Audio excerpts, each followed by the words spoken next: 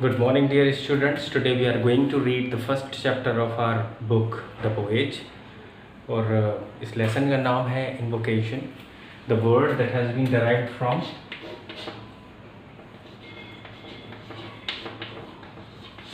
invoke. Now, अगर हम इसे चैप्टर को बाई चांस अंडरस्टूड करने की कोशिश करें कि ये सेंस यहाँ क्यों लिया गया है, तो the word invocation has been derived from invoke. Invoke का मतलब होता है किसी से प्रार्थना करना, प्रे करना, किसी का आवाहन करना. अभी तक जितने भी टेक्स्ट बुक्स हम पढ़ते आ रहे हैं, चाहे वो 9th से हो, 10th से हो, 11th से हो, 12th से हो, सारे के सारे इंग्लिश टेक्स्ट बुक का जो फर्स्ट चैप्टर है वो कहीं ना कहीं किसी न किसी तरीके से कोई ना कोई प्रार्थना है. तो उसी प्रार्थना का ये एक हिस्सा है, नाम है invocation. The lesson has been derived from और the verse has been derived from Atharvaveda, which is one of the part of the great Vedas, जिन्हें ancient, one of the most ancient literature consider किया जाता है. और इन मोस्ट एंशियंट लिटरेचर्स में से means इनके writers तो एनोनिमस हैं, nobody knows who actually wrote these Vedas. But अगर हम इसको समझने की कोशिश करें तो वेदों में जो बातें लिखी गई हैं वो सारी की सारी बातें means even in the present time अगर हम उन्हें रिलेवेंट कराने की कोशिश करें तो दे आर रिलेवेंट.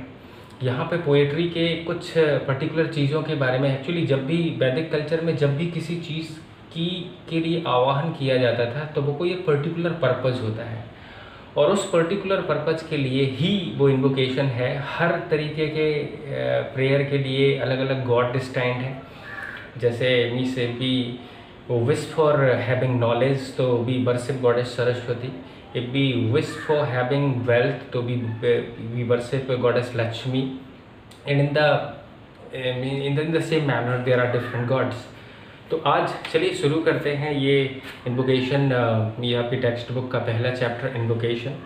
लेसन बड़े ब्यूटीफुली, चूँकि इसे ट्रांसलेट किया गया है means from Sanskrit into English, और इसे ट्रांसलेट करने वाले जो राइटर हैं वो हैं अरविंद घोष. और यहाँ राइटर बड़े ब्यूटीफुली हमें मीन्स रीडर्स को ये बताना चाहता है कि हमें अपने लोगों के बीच यूनिटी मेंटेन करना चाहिए. Unity is a very essential factor.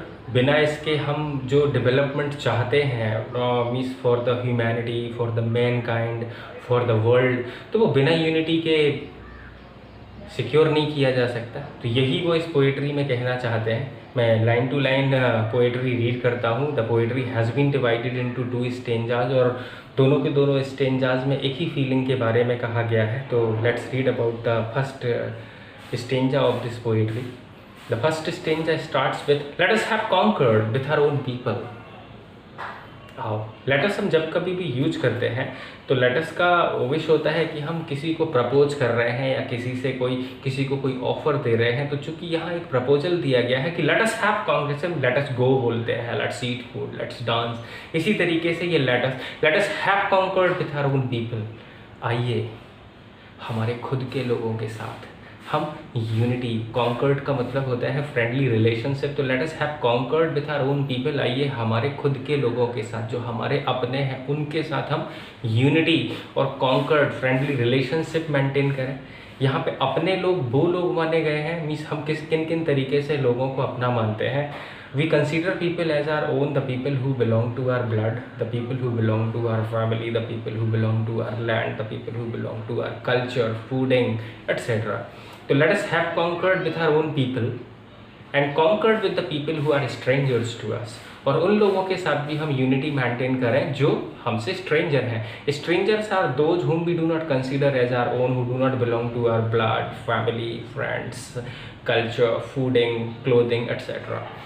तो let us have conquered with our own people and conquered with the people who are strangers to us. आओ हमारे अपने लोगों के साथ हम फ्रेंडली रिलेशनशिप मेंटेन करें और उन लोगों के साथ भी हम फ्रेंडली रिलेशनशिप मेंटेन करें जो हमारे नहीं हैं, जो हमसे स्ट्रेंजर हैं. और दुनिया में 2 ही तरीके के तो लोग होते हैं, एक वो जिन्हें हम अपना मानते हैं और दूसरे वो जिन्हें हम स्ट्रेंजर कंसिडर करते हैं. तो let us have conquered with our own people and conquered with the people who are strangers to us. आओ हम अपने खुद के लोगों के साथ और जो हमसे स्ट्रेंजर हैं उन लोगों के साथ फ्रेंडली रिलेशनशिप मेंटेन करें।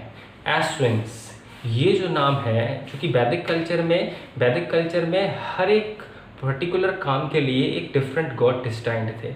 अभी recently what I was letting you know कि अगर हम विश कर रहे हैं नॉलेज की, तो we'll have to worship goddess Saraswati, we'll have to pray, we'll have to invoke goddess Saraswati.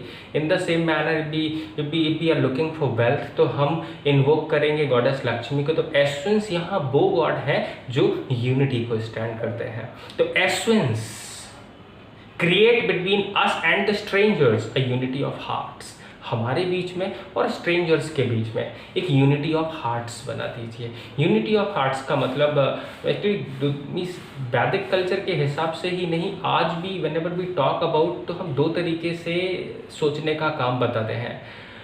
We sometimes think from our heart and we sometimes think with our mind.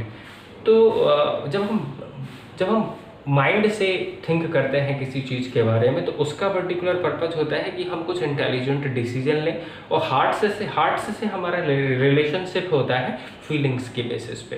तो Ashvins create between us and the strangers a unity of hearts, हमारे बीच में और strangers के बीच में एक unity of hearts बना दीजिए।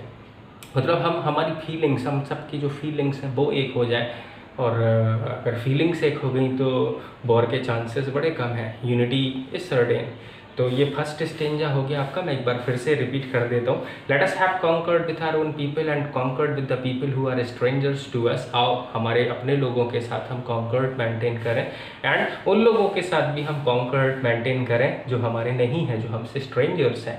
एस्विन्स, यहाँ उस गॉड को उस गॉड को इन्वोक किया गया है। ये एक्चुअली ड्यूल गॉड्स हैं, दे आर टू गॉड्स, और उनको इन्वोक किया गया है because the poet is looking for unity.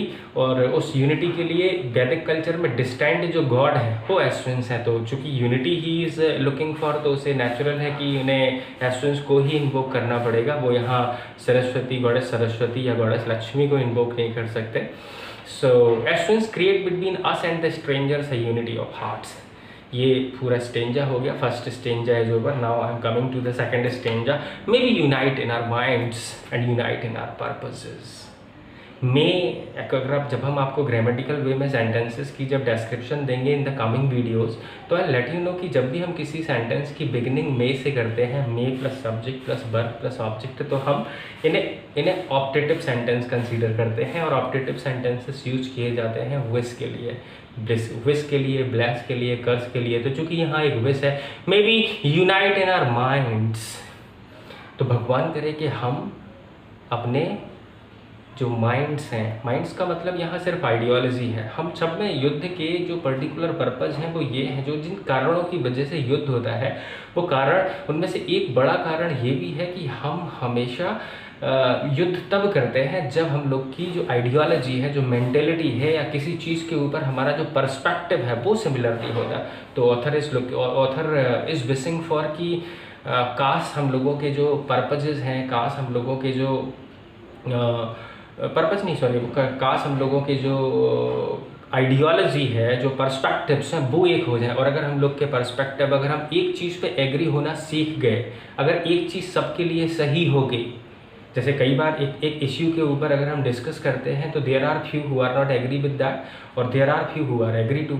सो जब हम किसी पर्टिकुलर चीज़ के ऊपर एग्री करने की बात करते हैं या डिसएग्री करने की बात करते हैं, तो अलग अलग लोगों की अलग अलग ओपिनियन हो सकती है। At the same topic there are few who shall not be agree with और there are few who shall be agree with. So may be unite in our minds. तो ईश्वर करे कि सबसे पहले हम लोग का जो पर्सपेक्टिव है, जो आइडियोलॉजी है वो एक हो जाए, and unite in our purposes.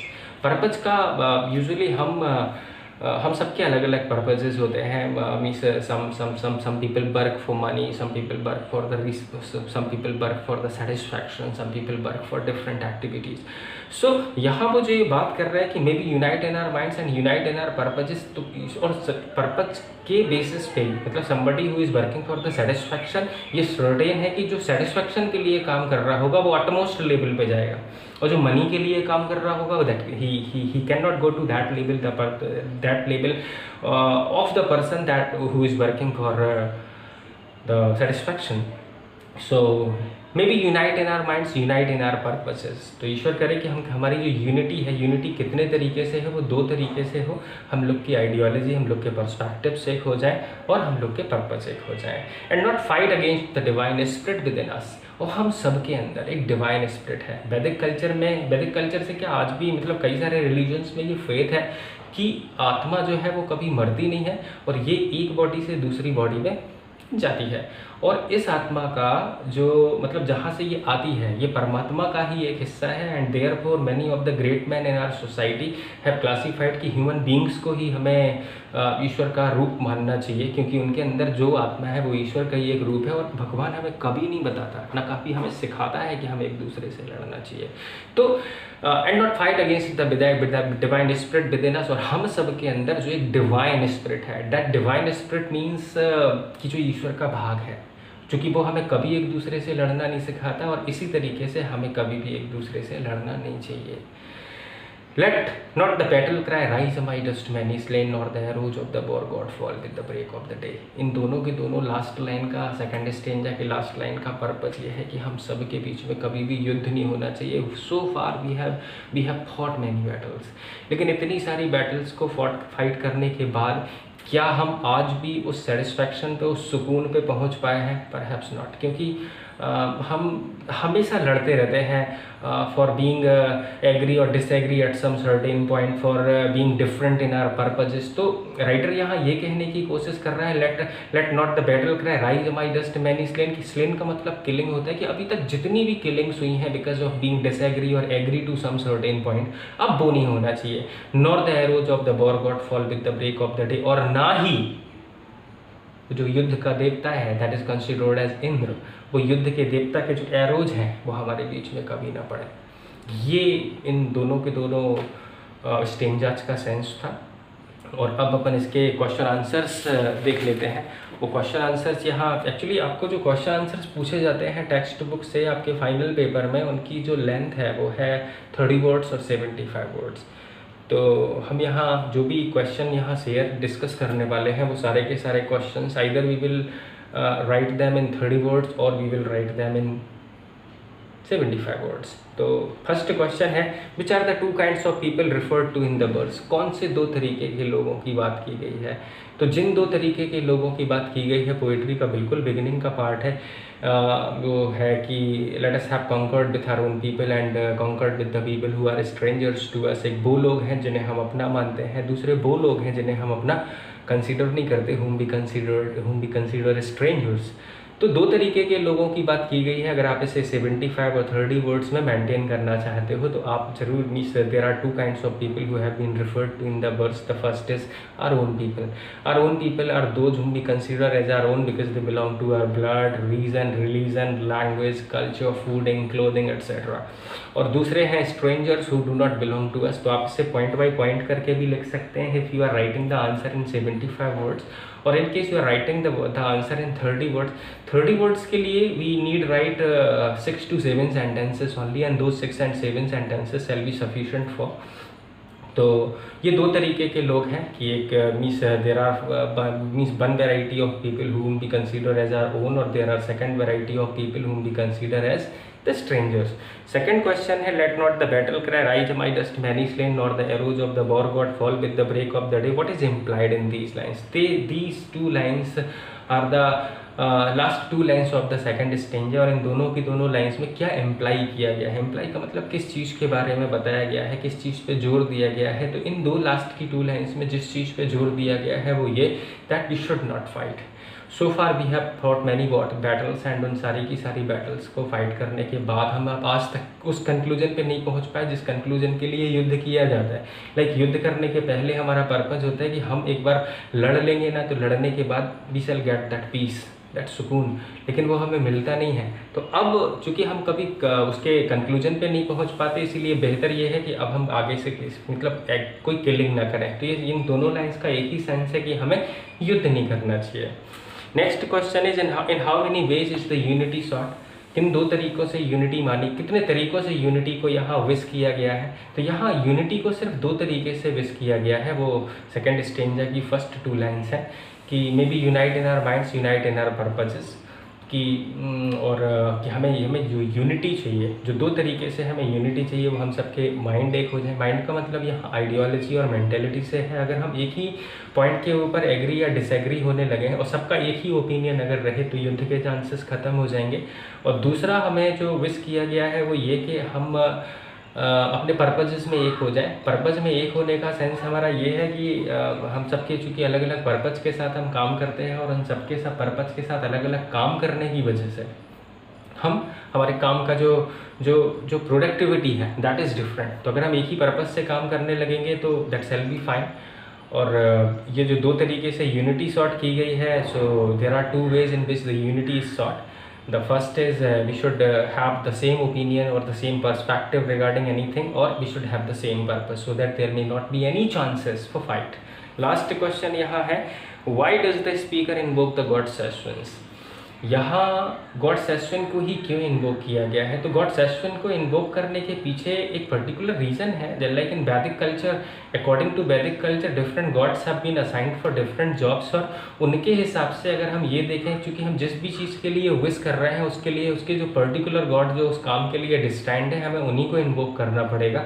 Since the poet is looking for unity in this poetry, तो वो उन्हीं गॉड को यहाँ इन्वोक करेगा जो उस काम के लिए डिस्टैंड है, एंड दैट इज़ गॉड सेस्वन। तो उसने गॉड सेस्वन को ही क्यों इन्वोक किया है? तो the poet has invoked god Ashvins because he symbolizes for creating unity among the different sections of the society.